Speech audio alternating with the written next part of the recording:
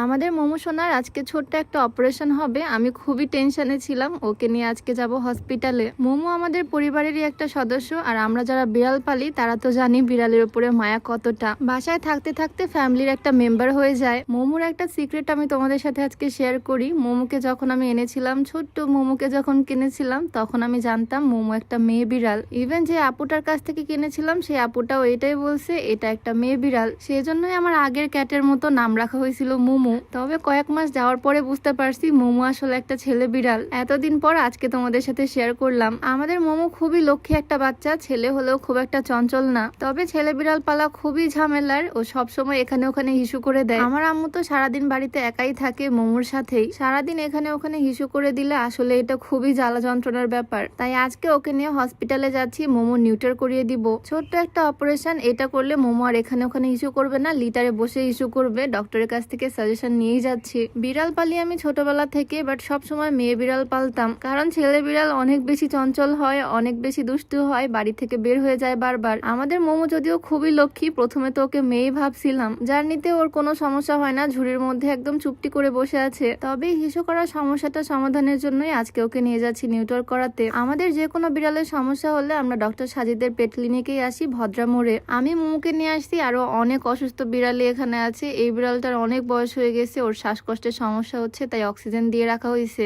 আমাদের মোমো কিন্তু মাশাল্লাহ সুস্থ, ওর কোনো রকমের অসুখ নাই। শুধু একটাই প্রবলেম, সব জায়গায় হিসু করে। এখানে বসে থেকে আমার বোরখার মধ্যে হিসু করে দিছে। একটু পরেই ওর অপারেশন, তাই আগে ওর ওজনটা মেপে নিচ্ছি। ওর ওজন একদম ঠিকঠাক আছে মাশাল্লাহ। এখন ওকে নিয়ে যাব ডাক্তারের রুমে। এখন ওকে চেক আপ করা হবে, তারপরে অজ্ঞান করা হবে, আর দেন অপারেশন। অলরেডি এখানে অন্যান্য বিড়ালের অপারেশন করা হচ্ছে, এরপরেই আমাদের মোমোর সিরিয়াল। পুরাটা এক্সপিরিয়েন্স তোমাদের সাথে আজ শেয়ার করব, বাট তার আগে একটু দেখাতে চাই তোমরা চুলের যত্নে চাইলে এই অর্গানিক হেয়ার অয়েল আর হেয়ার প্যাকটা ইউজ করতে পারো। এই অর্গানিক হেয়ার অয়েলটার মধ্যে 30টারও বেশি প্রাকৃতিক উপাদান আছে। শিকড় থেকে শুরু করে তিল, কালোজিরা, মেথি সব তো বাহির থেকে দেখা যাচ্ছে। এটা সম্পূর্ণ প্রাকৃতিক, কোনো রকমের সাইড এফেক্ট নাই। ছেলে মেয়ে সবাই ইউজ করতে পারবে। এটা চুল পড়া কমাবে, নতুন চুল গজাতে সাহায্য করবে। আর এটা হচ্ছে হেয়ার প্যাক, যেটা চুলের প্রোটিন প্যাক। এটা চুলকে ঝলমলে করবে, সিল্কি করবে, শাইনি করবে। এই অর্গানিক কম্বোটা তোমরা পেয়ে যাবা নীলা ফ্যাশন কালেকশন ফেসবুক পেজ থেকে। পেজটা আমার ডেসক্রিপশনে মেনশন করে দেওয়া থাকবে। যাই হোক, ডক্টরের কাছে আসার পর প্রথমে ডক্টর মোমোকে সুন্দরভাবে চেক আপ করলো। মোমোকে এখন অজ্ঞান করা হবে, তার আগে আমার সিগনেচার করতে হবে এই অঙ্গীকার নামাতে। সত্যি বলতে এই সময়টা আমার খুবই টেনশন লাগতেছিল।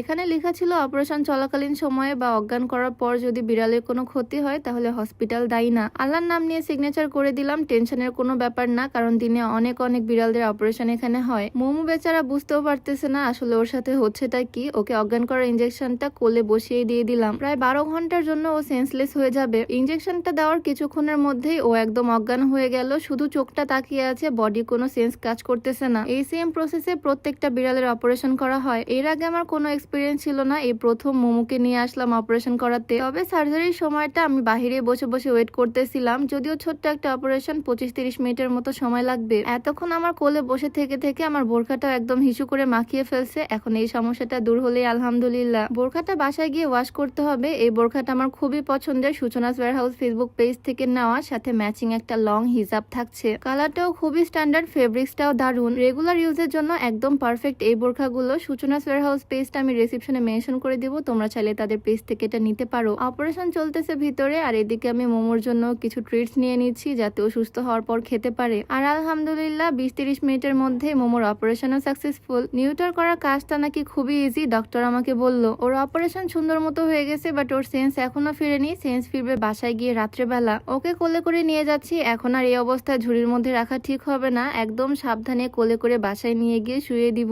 অপারেশনের আগের দিন থেকে ও না খেয়ে আছে, মানে গতকাল সন্ধ্যা থেকে ওকে কিছু খেতে দেওয়া হয়নি। সুস্থ হওয়ার পর ইনশাল্লাহ সবকিছু ঠিকঠাক মতো আবার করতে পারবে। বাসায় এসে দেখি আম্মু ওর জন্য নিচেই ছোট্ট একটা বেড করে দিছে, এখানে ওকে শুয়ে দিলাম। আম্মুর সারাদিন সময় মোমোকে নিয়ে কাটে। আম্মু তো নিজের ছেলের মতোই ভালোবাসে, আর মোমো আম্মুকে মা মা বলে ডাকে। অপারেশন হয়েছিল দুপুরবেলা, আর সন্ধ্যার দিকে ওর মোটামুটি জ্ঞান ফিরে যায়। তবে ফার্স্টে ওর চলাফেরা খুব একটা স্বাভাবিক ছিল না। ওর গলার মধ্যে কলার পরিয়ে দেওয়া হয়েছে যাতে ওই অপারেশনের জায়গাটা ও চাটতে না পারে। প্রথমে কলারটা নিয়ে ও একটু আনকমফোর্টেবল ফিল করতেছিল। রাত্রেবেলা একটু ঘোরাঘুরির পর আবারও ঘুমিয়ে গেছে। কালকের মধ্যে ইনশাল্লাহ ও সুস্থ হয়ে যাবে। সবাই মোমোর জন্য দোয়া করে দিও। সবাই ভালো থাকো, সুস্থ থাকো। দেখা হয়ে যাবে পরের কোনো ভিডিওতে। সবাইকে আল্লাহ হাফেজ, আসসালামু আলাইকুম।